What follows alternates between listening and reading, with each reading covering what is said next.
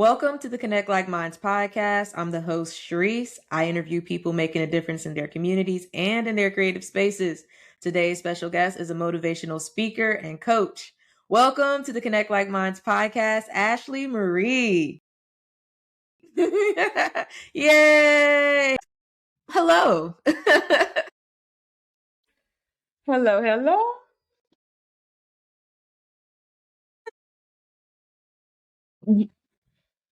Long day. I'm just waiting for my pot of gold at the end of the rainbow. What about you?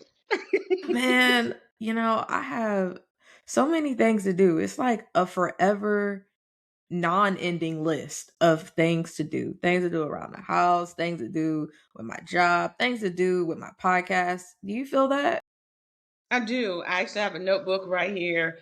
And as soon as we wrap this thing up, I have food that's going to be delivered. I just See, think that the world we live in right now, we are multitaskers. I wouldn't necessarily say we're good at it. yeah. However, what I would say is we most certainly try to get a lot done in sometimes what feels like a relatively short amount of time. So yes, I feel it. I feel all the pressures, but I also feel the joys in life as well. So Yeah.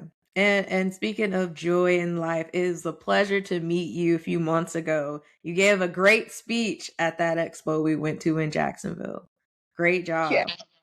Yes, we were coming off the highway about 7, 8 hours.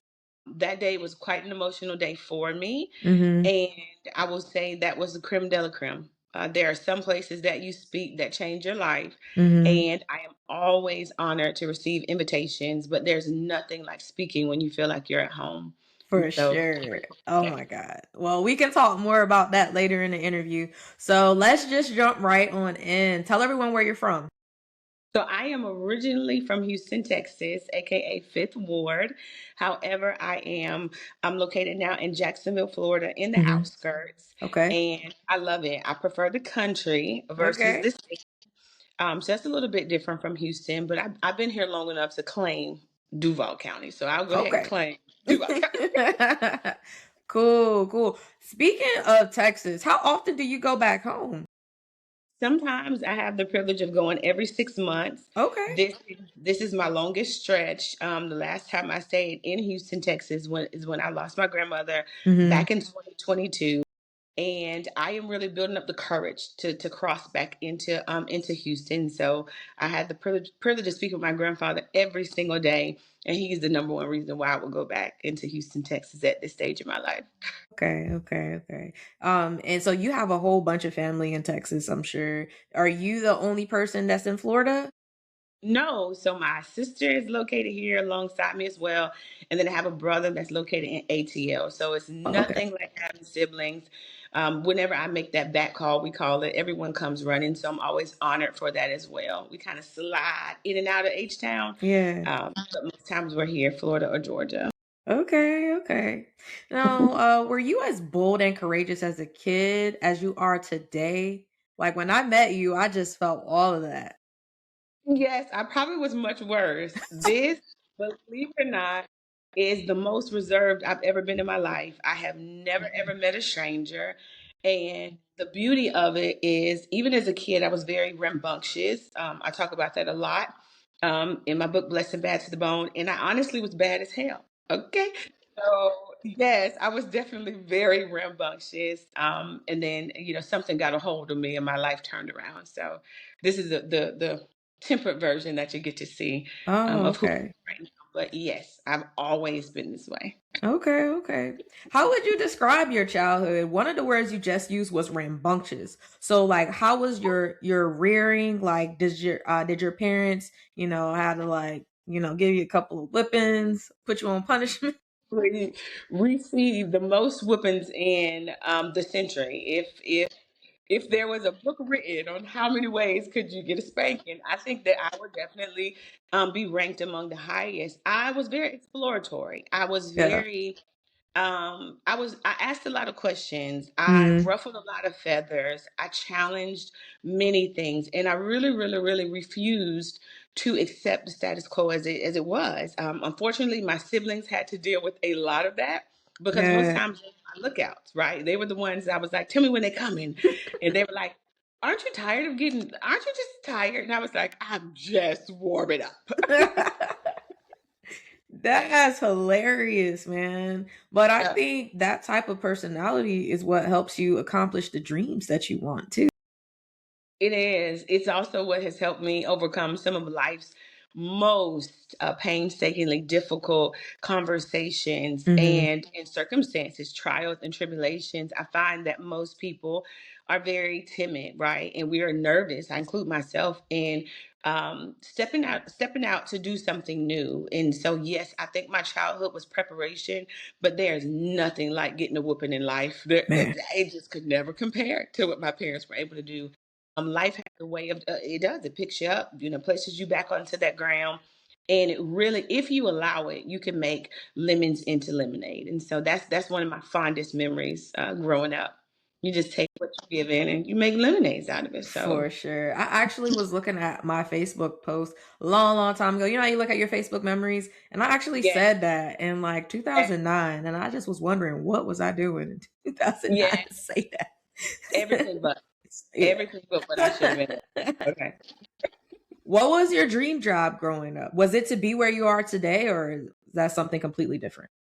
Surprisingly, I love children. I've always loved children, and I wanted to be a pediatrician. I remember writing myself a letter in my eighth grade year, and I said to myself, I can't wait to hear about all the ways that you save children, that you make tremendous strides, with mothers and relationships with their children.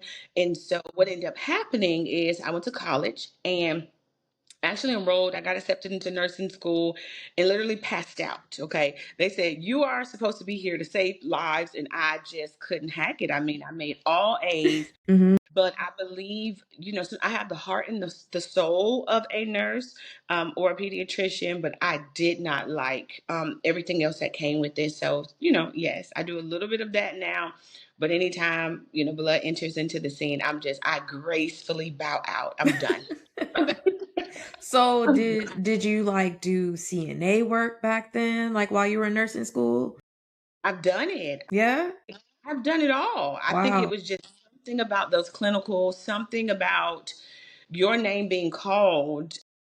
And I think about it often when I think about the pandemic. I think Hmm. about how those nurses really stepped in. I mean, they stepped literally into the ring. They step into the line of Right. fire to make sure that lives are changed. And so I do that in my coaching.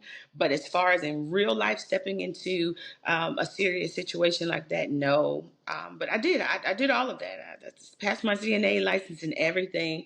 But I like geriatrics as well. So I'm Hmm. pretty much on both spectrums. I like both the older and the younger. It's just everybody in between that gets me.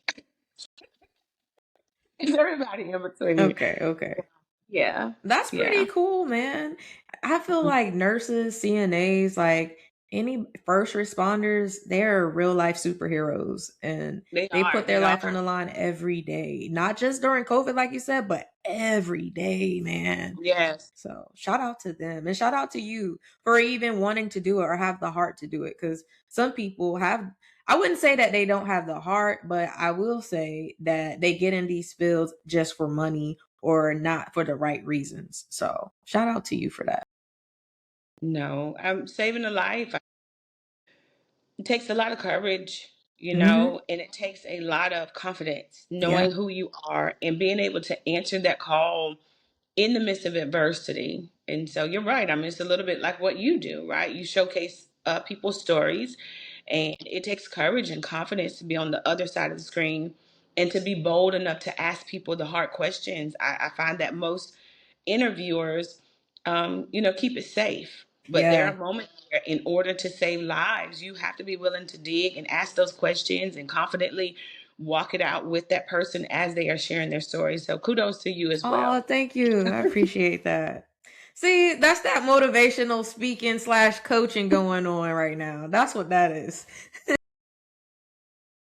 So this next segment is called Digging Deeper. And during this segment, I'll ask you some thought provoking questions about your personal life and career. So are you ready? Not really, but go for it. Go for it. Okay. Okay. So, like I said earlier in our interview, that I met you in Jacksonville, and you were one of the guest speakers at this community expo that we went to. How did you get into public speaking? So even since high school, I used to be a track and field athlete, and Hmm. I find that most people don't realize we're advocates, right? We are advocates for when we're in school, having to balance your academics and having to balance your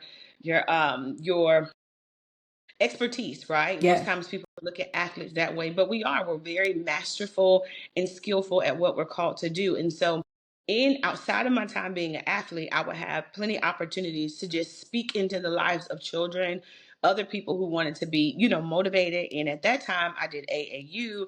I traveled internationally. I mean, I still have records that I think have recently been broken, but I was doing all of that before the age of 15. And so part of being an athlete, it set me up for the foundation to be able to recruit and to be able to network and then also fundraise. And so when we were trying to get those dollars, we had to perfect, who are you? What are your events that you compete in? What is it that's different about you? And why should we give you our money? And so I believe it's in that season that I was able to develop those skills Hmm. and really publicly speak about who I am, who I was, what my cause was. And back then I wouldn't say that I was very cocky. Is that a word that they say? Very Yeah. cocky, stuff like that. But I have found when you are asking people for money, you need to know who you are. And so I learned that in track and field, and it just made me the woman that I am today. So that's how I got into public speaking. Okay. I would piggyback off of that and say, like you said earlier, confidence. I think you grew into your confidence back then, when you were speaking to people and trying to get them to give you money, because Yes. that takes Yes. a lot. Like, even as a kid, I don't even like the Girl Scouts. You got to go hard in the paint. What? Have you met some of these Girl Scouts now? Yeah. You are not going to get out of there. You're not going to escape. Okay, I think those cookies are more than what it was when I was growing up, and people pay Hmm. for it. But it's because the heart, and even my daughter has produced some things. If we have time, we'll share it today. Okay. But my daughter is 9 years old. She's produced her very first book, and let me tell you something. Whenever she has somebody within her little grasp, oh, she's going to tell you, "This is my name. This is who I am. Are you going to purchase my book?" And I love that. I think that we Yes. all there's everyone in this life is literally having to perform on their own stage. I coach people all the time. I think where we get choked up sometimes is we try to perform on someone else's stage. We just cannot.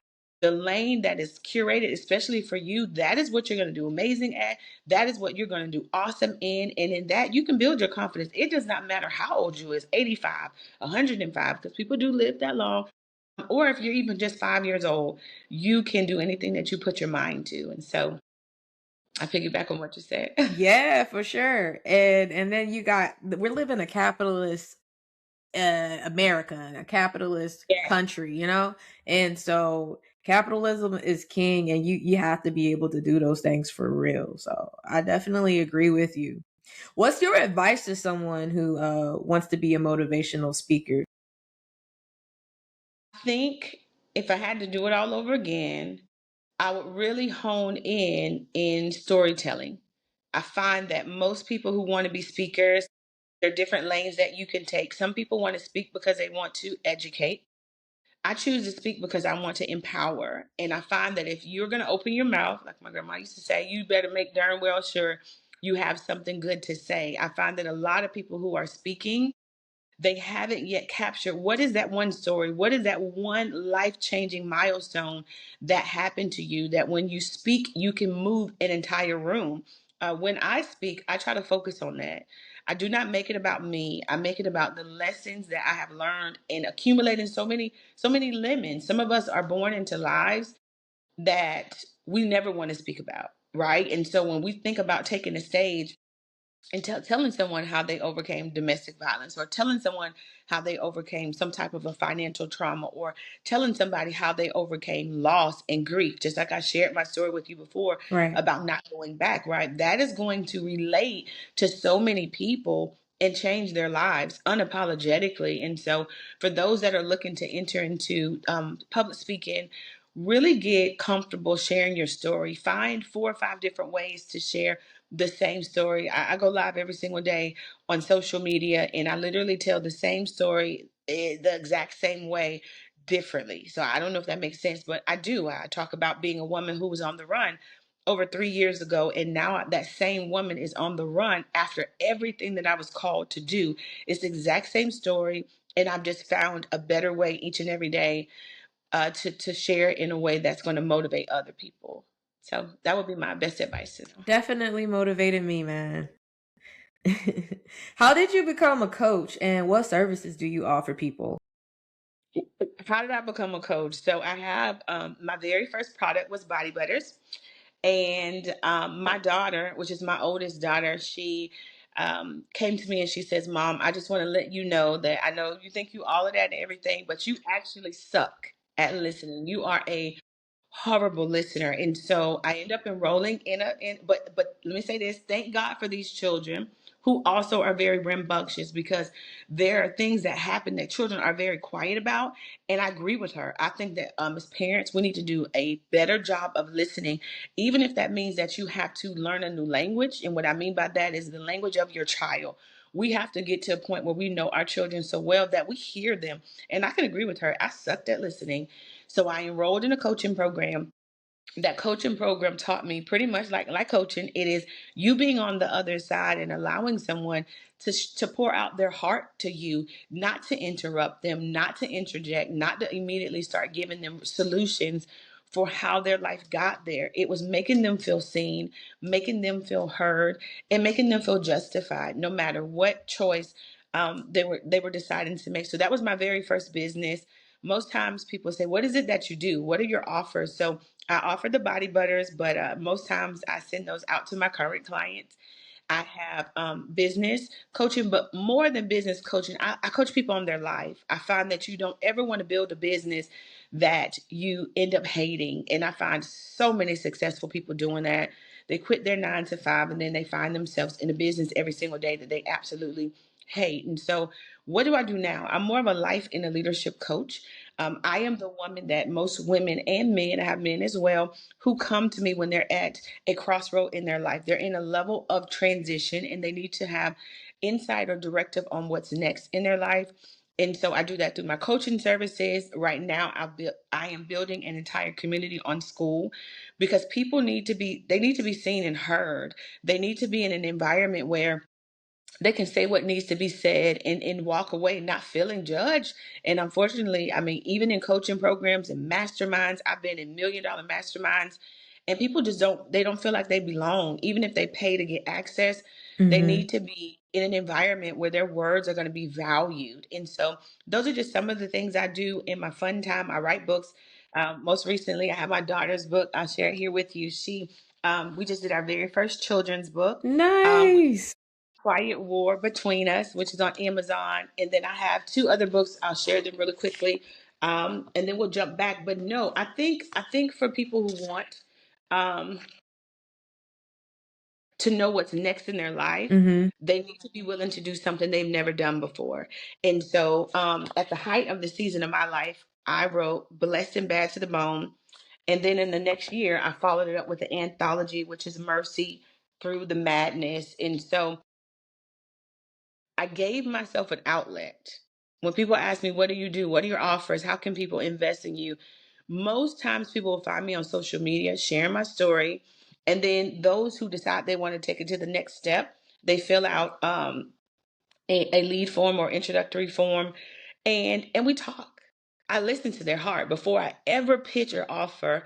I make sure that I'm a good fit for them as a coach, and I make sure that they are a good fit for me. Where are they in their life? Where are they trying to go? Am I the right fit for them? And if we agree that I am the right fit, then we enter into about 90 days worth of coaching, and by the end of that coaching, their life is completely different. So we all have different routes. I like to be the coach that is known for changing people's lives. And I don't always get a chance to post people's real life, victories, right? Because it's Hmm. personal.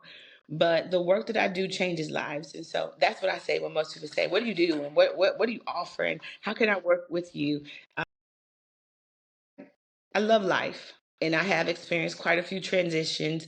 And that's what makes me skilled to be able to plow through life with a person and not be so niche down to where people are like, I can't see myself working with her because, you know, I've done this or I've lost this. I mean, bring it to me. There's not many things I have not coached because life is very comprehensive. Yeah. You know what I mean? And so I'm just that type of coach. But yeah, I do a myriad of things. And then I speak when people invite me to their events. But right now I'm just chillaxing. You caught me on a really good day. Cool, You cool. caught But me on a let's good stay day. in this book phase since we're talking about the books. So tell me about your daughter's book and how did she come to you and tell you like, "Hey, I want to write a book." Like how did you I guess take her through that journey of publishing a book? So my oldest actually published my youngest very first book ever. And I don't know how they came up with this. Mhm. All I know is that one day my daughter came and she says, "Mom," she says, "I know my older sister wrote a book." She says, "I think I'm ready to write another book." And I said, "You want to write another book?" And she says, "Yeah." I was like, "Well, what is it that you want to write about?" She was like, "Well, I want to do it on a love story." I'm like, "Whatever do you know about love, honey?" Because of my experience with my oldest, I have learned to listen to the heartbeat of my children. It's very, very important to do that, even if it seems like something so far out of their reach. And so, what she ended up doing, most times before bed, her and I talk before we lay our head down on the pillow and we empty out our day. She was like, "You know what? I think I want to write it in anime." And I was like, "Anime? You want it? Completely different." Blew my mind.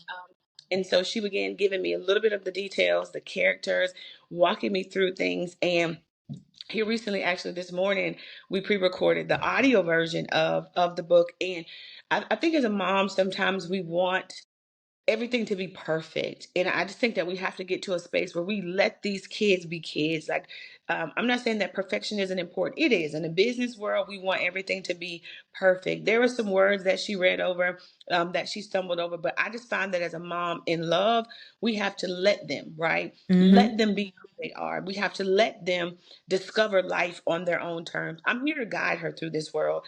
And so she picked out the covers, she picked out the characters.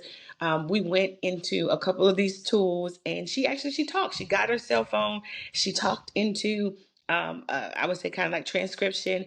Gave the brain of what she wanted behind the book. She gave the brain behind all of the characters, and I am just so God proud of her. I'm glad as a mother I got it right the second time around, and I'm glad as a mother that I can stand now and say none of us are perfect. I Right. believe our children see that.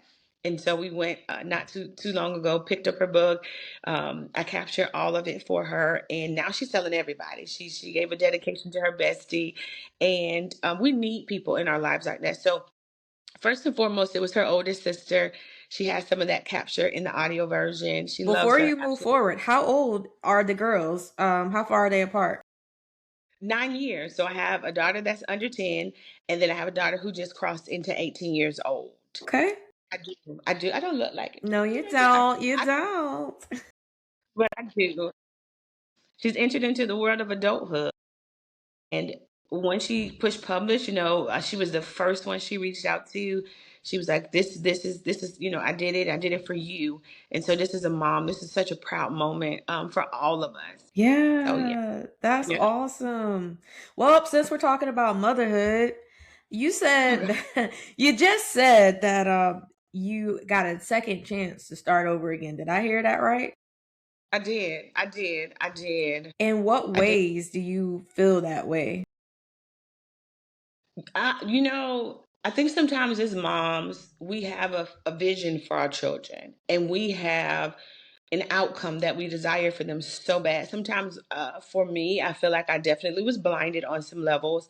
And I started my business about 10 years ago. I entered and actually made my business official probably about 6 years ago. And my oldest, I mean, my God, we did podcasts that are still available. We've written books. She has all of her content on there. But there's nothing like seeing the woman that she is today. She is her own vibe, okay? She's got things on YouTube as well. And I often tell women, I think that who we are, so I had her right at 22 or some change. And the woman that I was in that season of my life, it's completely different from the woman that I am right now. I had her attached to my hip. She was a life source, life. Even now, I love her to pieces. And so it's different being a mom with a daughter under 10 years old. The devices that you have now, we didn't have those challenges. FaceTime and all of those things. I just remember having a huge cell phone and packing that around. So I'm dating myself, but I say all that to say we're different now. And I love where our relationship is. I wouldn't change it for the world. She's able to be honest and transparent. I grew up in an area where it was different. It was different.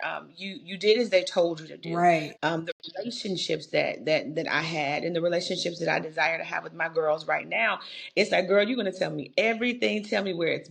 Tell me, give me the key to the locker that's stored somewhere.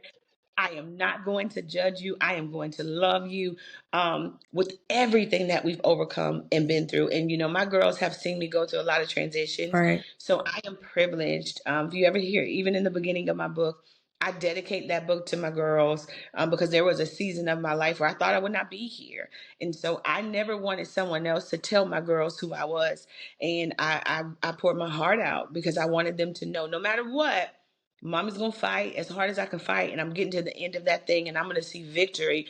But here are some things that I had to face along the way, and and I hope it helps them, right? I hope it helps them see me in this journey and in this process. So that's pretty much what's different. Okay. I stayed in many places I should have left years ago. Mm. I tolerated things that right now there's no way anybody could they couldn't convince me to stay now, but there are a lot of things that I endured because I chose. I don't blame it on anyone else. It was my choice, and so that's what I mean by being a different mother. I don't make excuses. I own up to my sugar honey iced tea, and we get it Mhm. done. So that's what I mean. Yeah, taking accountability. I love that. How was there any forgiveness or anything involved, like from your oldest daughter, because maybe you know you might have had her where she didn't want to be at that time and saw you going through these things? Yeah, I mean, there were plenty of times things that I've experienced. So I am a DV overcomer and a survivor. I don't know how much of your audience has experienced that, but what I often tell people is the parts that we don't see, even though we're strong, even though we're tough, even though we're putting our foot down, we think that we're protecting them. We think that we're covering them, right? We think that if I stay, it's going to be the perfect life, right? It's and especially because I had went through a divorce prior to that, to a remarriage. I never wanted my children, especially the baby girl, I never wanted her to have to endure life without a parent, right? I never wanted her to go through that because I had saw that, I walked through that, and I share it not from going back and being disappointed about the past. I just find that as women, when we are very transparent with our kids, we can help prevent things that come down the line. So I was very honest with my daughters. I'll never forget it like yesterday. I remember going to bed one night, waking up. I had about 45 minutes to sleep that day. I Mm. was tossing and I was turning, and I did not know what my life was going to look like, but I knew the next time was going to be the last time, right? And I'm talking to anyone on the other side of this that's like, oh, they didn't mean it. They're not going to do it. Let me tell you something. I went to bed knowing the next time will be the last time. And I would say probably within not even 3 or 4 hours later, I found myself with my youngest on my hip and my oldest. We were literally running down the steps. And I'll never forget, we got out of the door. I told them, do not look to the left or the right. You better keep going, okay? And by the grace of God, we got to our final destination. We met someone on the other end. Part of that process, I had to be separated from my oldest, and Mm. I know I share that because most times as women we don't want to speak up, we don't want to do what's right, because why? We are afraid, we are nervous about what's going to happen. Are they going to come? Are they going to take our kids? Like, are they going to question me? Are they?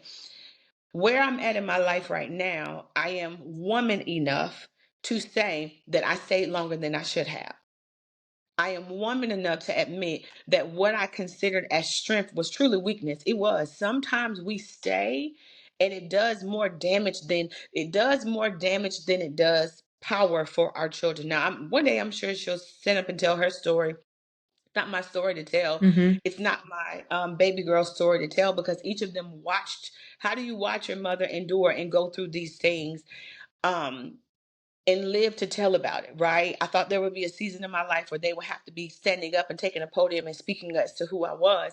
Mm. Now my girls are watching me do something that I never thought I was capable of doing. And I say that with sincerity, not from a position of weakness. I look at what I've been able to do now as strength. I was able to run because I didn't get to walk out that situation. I ran for my life out of that situation. I protected my girls through that situation.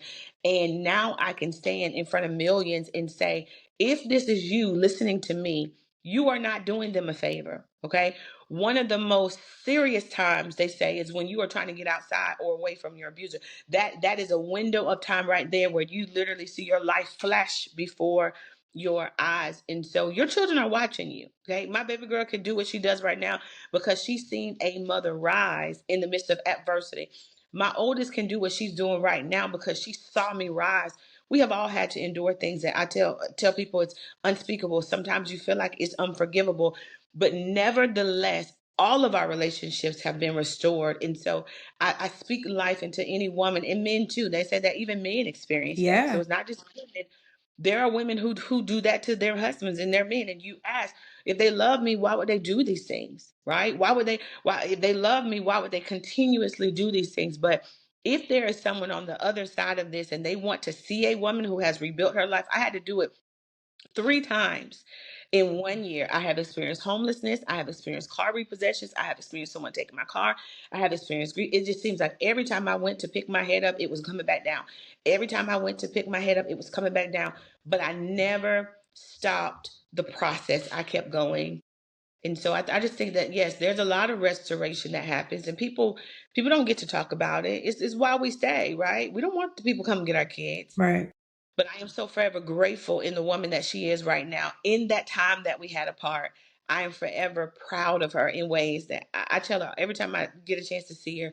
I wrap my arms and I tell her how proud I am and how I love her. My baby girl, we see each other all the time. So of course, she's to the point now. She's like, "Please stop, Mama. You just." But I say that to encourage someone else. Do not allow what you see right now to be indicative of what you think you're going to be willing or able to see in the future. It is not. Your past doesn't define you. It is the thing that people invite me to stages all the time. It's me sharing my story, what landed me here. And so don't be afraid of who you are required to become when you have to get out. I'm proud of the woman that I am today. I'm proud of you too. I love that you're so authentic and you're willing to be transparent about that, cuz some people don't even want, they don't want people to know the, I guess, the negative thing, the dark thing that they might still be in. So, thank you so much for Yeah. sharing that.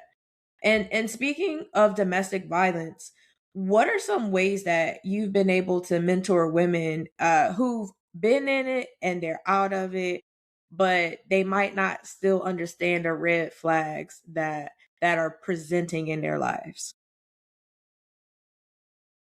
Red flags. This is the best way I would say it, because it's the way I've come to understand it. When you are in the frame, it is very difficult for you to identify the red flags because that is your life. What most would consider outrageous, outlandish, something that they would never go through and endure. People forget that when you are in those types of relationships, one of the things that the abuser does is he isolates you, right? You are isolated from friends, you're isolated from family. And so anytime that person is around, it's always drama, it's typically always chaos, it's always something that it's like they're stirring up trouble, but they appear, narcissistic people do it all the time. They make it seem like it's always the other people. It's never them. It's always your family. It's never them. And I'm speaking from experience, right? When we experience rejection at a very young age, we attach ourselves to things that are not healthy for us.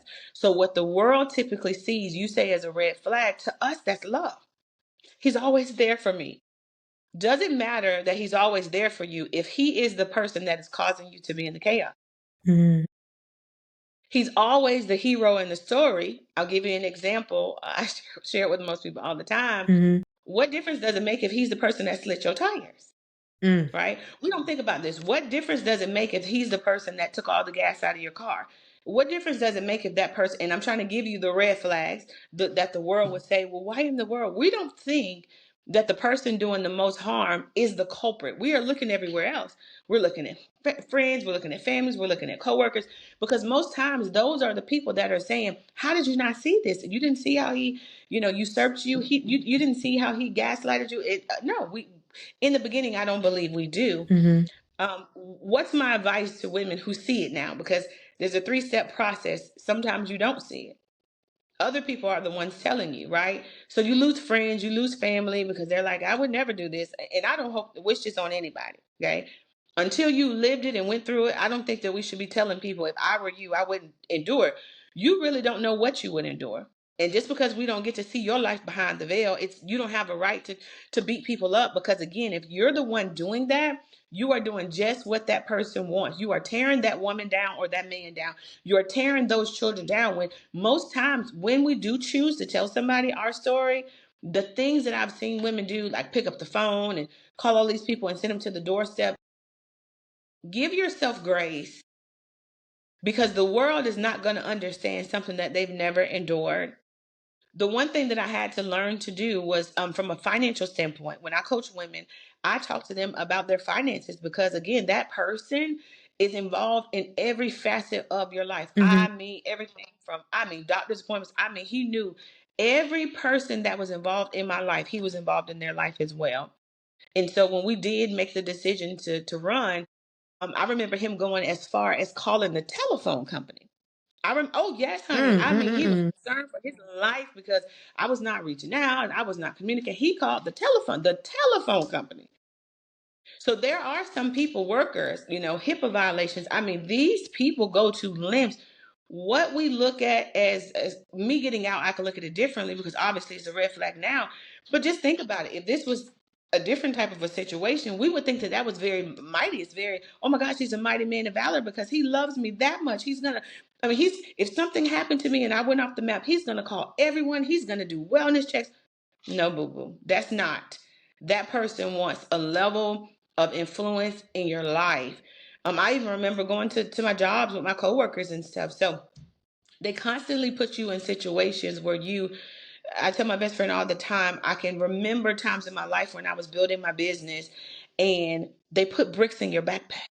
They literally put, and it's not a tangible brick, but for the woman that or man that's on the other side, you feel so heavy, you feel so weighted down. When I started my body butter business, I remember one time that he took all of, like, just imagine having 100 of these and being ready to go to a vendor event. And this is what I mean by, I'm showing it to them in a way, because when you're in the frame, you're like, "Oh my God, I'm about to do a vendor event. What has happened to all of my product?" Like, da da da da da da. He had gotten upset and frustrated, taking all of the thing that could financially set us up for life mhm. and removed it from the home. So you can imagine all of those people that did pre-orders, all of those people that had committed to it and were waiting for me to show up. And then here I was, humiliated. Yeah. And so it's not what TV shows us. It's never how we see those women getting dragged and beat. No, no, no, no. There are little small things that they do along the way that get you to a place of dependency on them. And that's what a red flag looks like. But again, when you're in the frame, your mind is all out of sorts. Yeah. And then when you do go to people that you trust, they judge you. They're not looking at, how can I get you out? How can I be a source and a friend to you? When I was in the shelter, I had a friend call me, and I didn't ask her any questions. She called me to get out. So I'm not going to make her feel bad. It takes so much for that woman to make up her mind.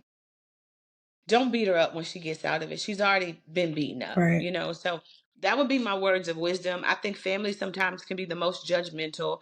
I've had families say to me that I felt like I was entitled. I've never met a woman who's been through an abusive situation feel entitled about anything. As a matter of fact, if we felt entitled, we wouldn't be in that Right, situation. because you will love yourself so much to get to move on with, you won't be in there. But create a safe enough space that when that woman jumps, that she does not break her neck trying to escape. Real. Create such a safe environment. Make sure that her kids are taken care of. Don't make the children feel bad too, because like I said, it's so much. And I know we have a limited amount of time, but I hope that I've said something that encourages, because it's not what we see on TV. And so when you think of getting to know someone, like I was in ministry with this person. We did ministry 3, 4 times a week. Nobody in the church building, when they learned of what truly happened, they still can't believe it to this day. That's how it is, man. I found out That's one of how my convinced they. friends was in an abusive relationship. I don't know if they still are. And I didn't know what to say. I couldn't believe it either. Like if you knew the person, you would never think. You would never think. You wouldn't know. Because I didn't. I've been talking to them for years, known them almost 20 years. So Yeah. man, that thank you for sharing a solution though, because I think people out here, like you said, they're like, I wouldn't do this, or they're judgmental. But yeah, make sure you go and get her kids and make sure they're safe. That's one of the main priorities. I think people Yes. forget about that. So thank you for sharing that. And You're speaking welcome. of faith, how has faith played a role in your life, especially going through these different challenges? You've been homeless, you've been dealing with domestic violence, well, you have dealt with domestic violence. Like, how has faith played a part? Faith is my anchor. I often tell people when they ask me about the origin of Blessing Bad to the Bone, they say, "Why did you write the book?" And I tell them it was personal for me. And I went to God and I said, "I hear what you're asking me to do, but I'll make a bet with you." And I know most people don't like that word. I said, "I would much rather write my obituary, and you would much rather me write this book." I said, "I tell you what, whichever one that I finish first, that's the one that I'll execute and go through." And I remember growing up, and they would say, if you ever want to make God laugh, tell him what you're not going to do. And thank God I finished the book first. But even as people read through it, there are parts in that book where I have tears flowing down my face right now. There are chapters in that book that sometimes on my most difficult days, I sit and I get a highlighter and I'm like, if you made it through this once before in your life, no matter what you face, I still have court cases. I still have many, many, many things that I presently face. And I pick my book up and I'm reminded that if I can overcome that, I mean, how did God convince me to finish the book? How did he do that? Right. And so for me, faith is an anchor. I don't, I'm not big on religion. So let me clear that out because most of my audience, some of them don't even believe, right? They're not currently walking or exercising their faith. I am a woman who exercises faith in action.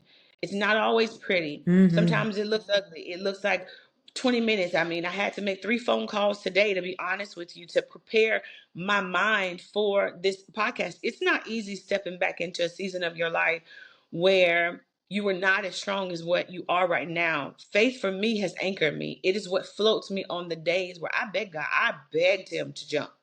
You understand what I'm saying? Mm. So you're not listening to a woman who ran and got on the other side. I ran and I begged him. I mean, once I got my children to safety, it was like, oh, baby, it is on and popping now. I mean, if it could have been a Western, it would have been a Western out in the middle of the street because I was there, right? Honestly, I was there. Yeah. Um, and I'll never forget, people looked at me and they said, I mean, do you hear yourself?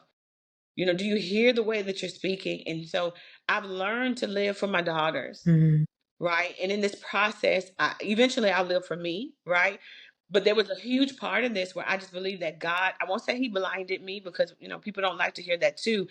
But I think going back to track and field, he knew that I was so competitive that I was going to be so conscientious on winning, so conscientious on beating him. And I've never seen it. No one has, no one has ever beat him. And I'm standing here today as a result of that. So yeah, it's my faith is it is the reason why I can do 90% of the things that I do. I mean, most days, thank God now, my feet hit the ground and it's because he's given me a newfound purpose, right? Yeah. But prior to that, it was tough. I mean, I talk about it on my platforms. It's just like sometimes it's much easier to just lay down and keep your head under the cover Yeah.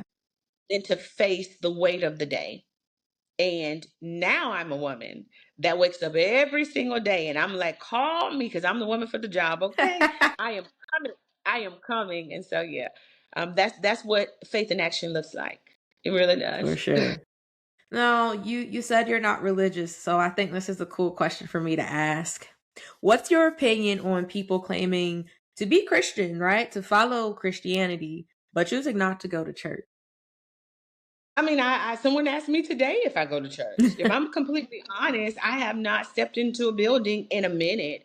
I have three different options. Most of my time is spent doing a virtual environment, and then I have my own ministry that I run. So for me, some people call themselves Christians. I am one that's just a Jesus believer. I think that Christians can, when we use that terminology, it literally can span across many other religions. Sure If we're can. honest, it doesn't necessarily mean that someone's faith is in the Bible. Some people argue with me. I love arguing with people. Okay, I absolutely welcome it. You know why? Because none of us are God.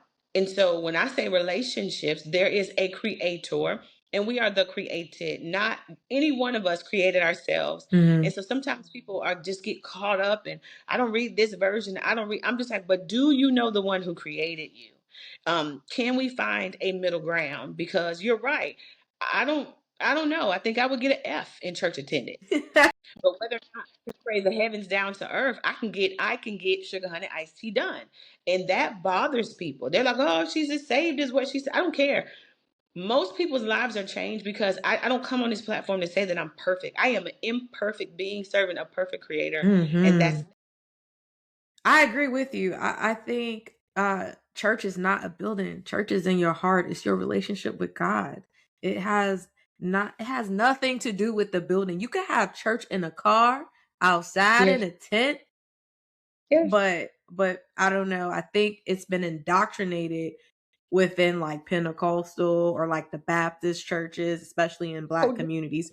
You know, you gotta totally. be yeah, yes, for sure, for sure. All of that. And if you're not like, going to these places and doing all the things within the ministry, God somehow is gonna not let you into heaven. But those same people doing those things are living the worst lives that they could live. It's just behind closed doors. Yeah, I mean, I think the criterion is very. I just never saw church attendance as a requirement to get to heaven. And I mean, they can fight me in the comments, honey. I welcome it. Okay. I've never seen that. If you find it, go ahead and search. Now, what it does say is we need it for community. What it does say is we need it for camaraderie, right? What it does say is it says forsake ye not the assembly. So I know the word, but again, show me what church attendance is nowhere on there. We need that because we need accountability and we need structure. And I believe the word of God says that we should always be ready to give an account. I'm always ready to give an account for why I believe what I believe. But that does, you don't have to believe what I believe to be coach. And I tell people this. I said it's so funny that we're that way with people, but you never go to your boss. You never question your boss on what they believe. Mm-hmm. You never go toe to toe. You go to those people's job, you do that job, and you go home. If they tell you that you're gonna be shoveling snow, you go and you shovel that snow with a smile on your face, or cow manure, right? Because we can't say that live, but you go and you shovel that cow manure, you suck your teeth, and you do your job. So I think sometimes we make it so much deeper than what it needs to be. For those who go to church and have good churches, like I said, I have about three. I switch it up, but don't think just because you're in church, church is not always a safe place. Not all churches, because when I've done my studies, and you can't just be sending your kids everywhere because it Mm-hmm. be the main ones in that pulpit that do God knows what. So just make sure you're using discernment. Make sure you're checking in with the one who created you, and you ask him, like, hey, him or her, because some people believe God is woman. You ask him, are you pleased with my church attendance? Or would you rather have a one-on-one with me? I think he's going to choose that one-on-one. You are the church. We are the church. And I believe that if many of us start walking, we would be able to save more people. Because to be honest, that is where the sick go. The sick go to get healed. The sick go into the hospital. But if I enter into a building and I can't even show you where it hurts, that's a problem for me. For sure. I'm not going. For I'm not sure. going. I know that's right. And speaking of I'm just churches, this is going to be a nice little transition to break it up. Have you seen the Drewski skit about mega churches? And if you have, what are your thoughts on it? love the red bottoms. Let's start there. think I think that the exposure is here now. We can be frustrated about Drewski, but somebody had to be willing to tell the truth. Now, the outfit and the suit was a little bit for me, but even if you close your eyes and you just listen to what it is that's happening right now, I think that there's some truth in it. To be completely honest, I am not of the thought that he shoulda, woulda, coulda. I am a chew up the meat and spit out the bones. I think that we need to have our own vision fixed, right? Spiritual and natural.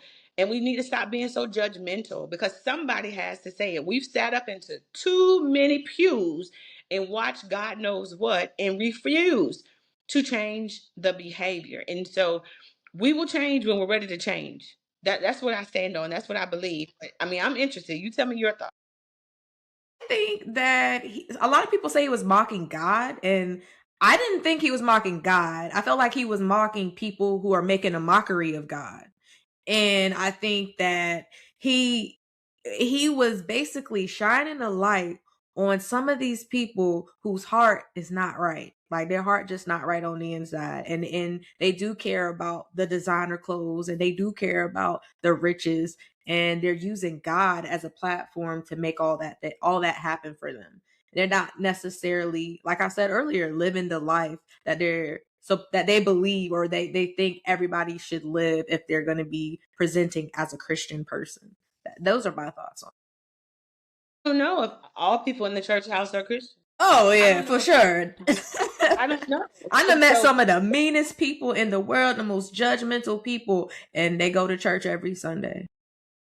So the thing is this, not all mega churches are horrible. All I mean, right. there are some mega churches, I'm not going to name any of them now, but there are some mega churches that have, I mean, they've given millions in a day. Some of them don't even, they're not even collecting offerings. They're not even collecting time. Like some are God funded. And that's Mm-hmm. the end of the conversation. Like, I attend many of them. I mean, I share with my platform all the time. There are food pantries that are here local to the city. I show up not for the food, I show up just for the prayer. So there are some amazing mega churches that exist that the people who are hurting, they can go and get healed. We need Mm-hmm. to focus more on that than to try to put on all these plays and skits. Like people are hurting right now. Mental health is one of the number one things that you see, especially in children. Yeah. Why aren't we talking about that? But yet you want to beat up sister so and so because she's in your seat with the red hat on, you know. And what does it say when people speaking? Oh, and she should have bought a Honda or whatever they be saying when they be speaking in tongues. You can do all of that. You can do all of that, but you don't know the one who created you. Right. That's the real conversation. For Okay. real. Sure is. What do the young people say? Clock that T something? What's it? Yeah, whatever that is. Yeah, that part. That is Now I right. know we were talking about, say that again. Because we young too. Yeah, The we young are. people. We are. Now I know earlier we were talking about motherhood. Well, you were talking about motherhood, but I want to ask you another question about motherhood. Mhm. What has motherhood taught you so far? Now that you're able to look back and you've been a mom for over 18 years now. Whew. You know what? My phew, life's greatest epiphany on motherhood is not all women who have children like being mothers. Mm. So let's start there. Write that down. There, I mean, they don't. I mean, just because a woman has conceived and delivers a baby, multiple children, that does not mean that that was her life mission or goal. Some people keep their kids because it's just the right thing to do. Some people keep their kids because, they don't want people to be frustrated. I love children. Anybody who knows me, my daughters know. You pull up and you let me know somebody, I'm coming for them. Do you hear me? Um, no matter what I look like, right? And I say that because I've been through a DV situation, domestic violence, and sometimes people feel like, well, you went through that. How protective can you be over your kids? I love my children. There's not a day that goes by that if I could be doing anything in the world, sitting by the water, listening to the heartbeat, just placing my ear on the chest of my daughters. I love them, whether they're 1,000 miles away or whether they are two breaths away. Right? Motherhood, to me, it is so huge in my life. Any person that I date, any person that I marry, And honestly, I still want more kids. Can we just put that out there? Okay, okay. All of you Manifest that. yeah, I Yeah. still. But if that's a desire that does not materialize in this lifetime, I am all for mothering. In a different capacity. Yeah. So, but I love motherhood. Motherhood is a sacrifice. Okay, motherhood is very, very selfless. Selfless, and I've had to learn this. Right, I've had to learn this because how I like for instance, I've always wanted to be a stay-at-home mom. My children know, they're like, Mom, are you working today? They know if they call me, I'm coming. And I love that. I love that they feel safe enough to, they know that if I had to walk away from work, I would, for them.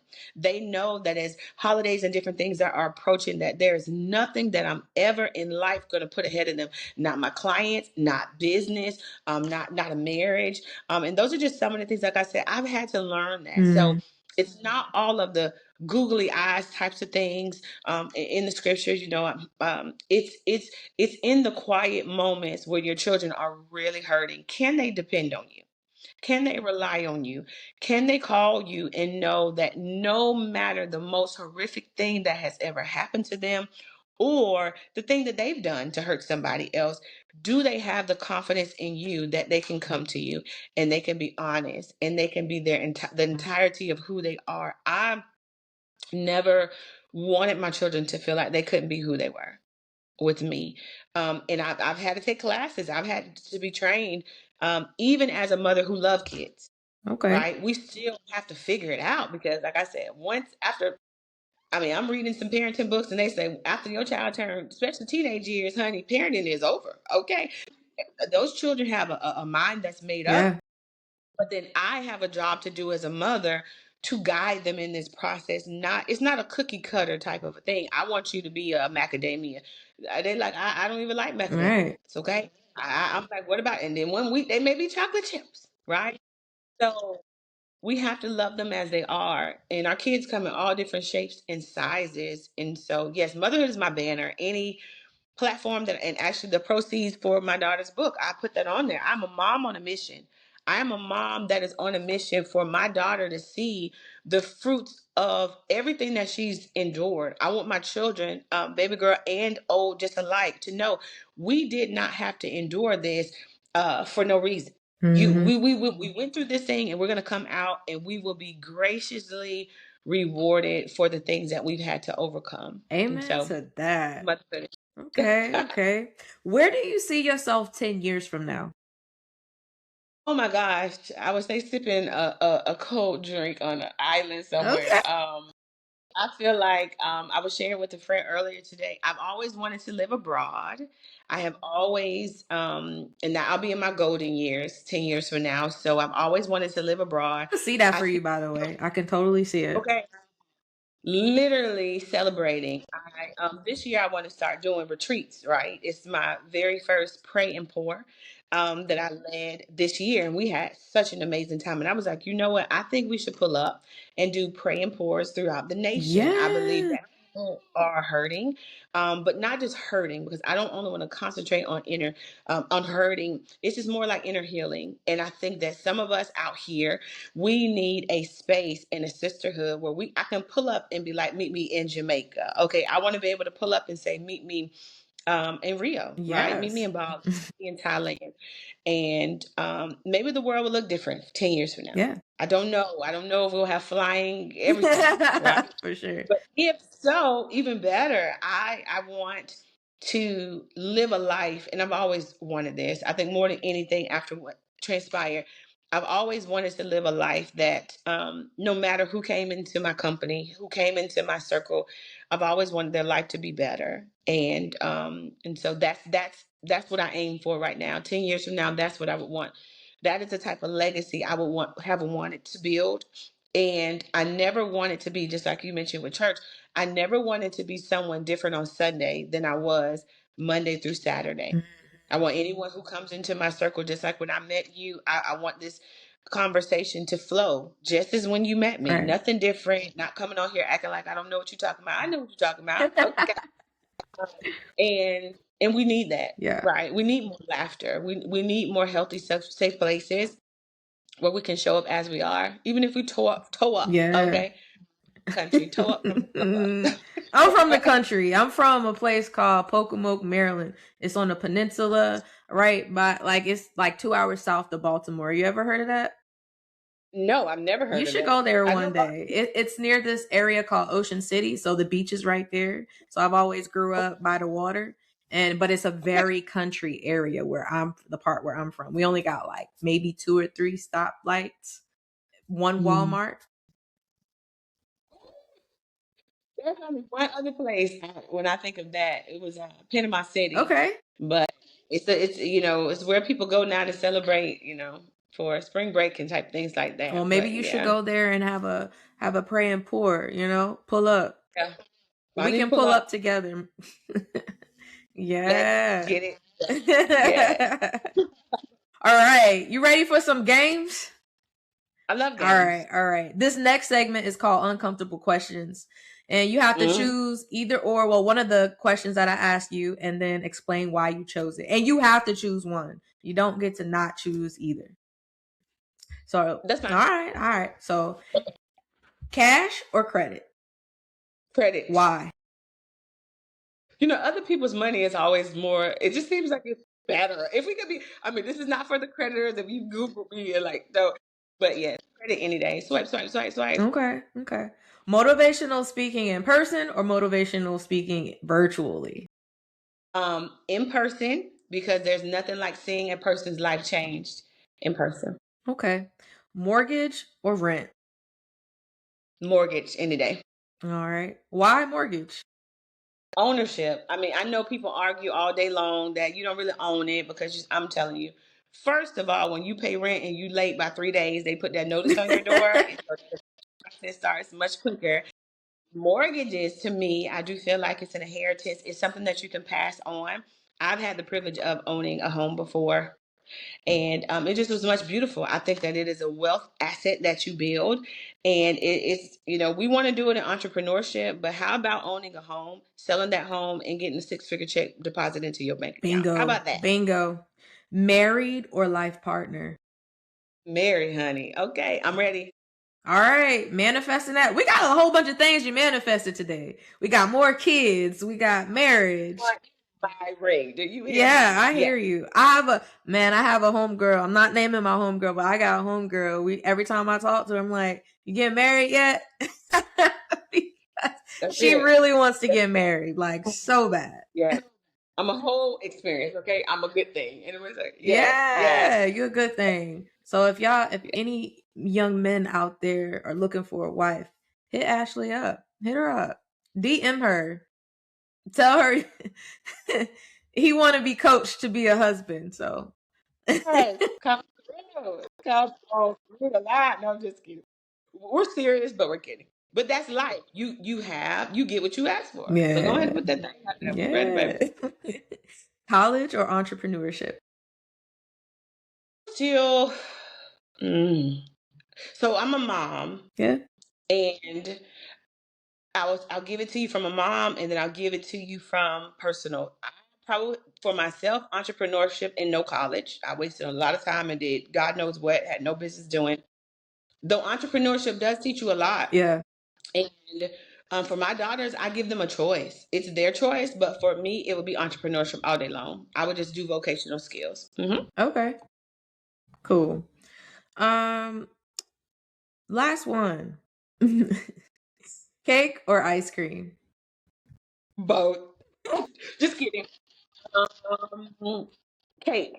I'm a cake person. I Okay. am a cake person. Yes, all day long. Okay. If I had to choose, I'd choose cake too, actually. I Yeah. Yes. would Yes. actually choose that too. All right. Yeah. This final segment is called Rants with Sharryse. And during Mm. this, you get to rant about anything you want. And I mean anything. And I've heard some of the craziest rants ever. So if you want to go all out, go all out. People have talked about not showering, and it's a problem when you in the gym, like not wearing deodorant at work, whatever, not using the signal light on the interstate. I mean, the floor is basically endless. Just go ahead and say whatever you want, but then you have to share a solution to whatever you're fussing about. So, floor is yours. feel like if I were to rant that women, we need to do a better job of presenting ourselves as queens. And sometimes, for whatever reasons, we take off our crown. We do. Sometimes we lower ourselves. Sometimes we shrink to be in the rooms. But I'm going to challenge you today, okay? Because the rooms that I'm called to enter into, I really can care less whether or not I'm invited, to be honest. Some doors I've kicked the door in. And then there are some doors that people have to drag me through.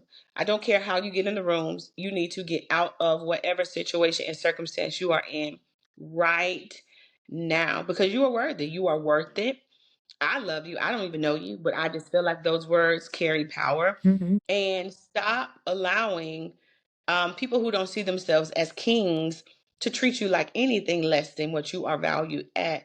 I tell myself every single day, I am fearfully and wonderfully made. I am not a mistake. I am here. I have purpose. I have joy. I have peace. I'm in my right mind. After everything that I have been through, there is no way I'm going to settle for anything less.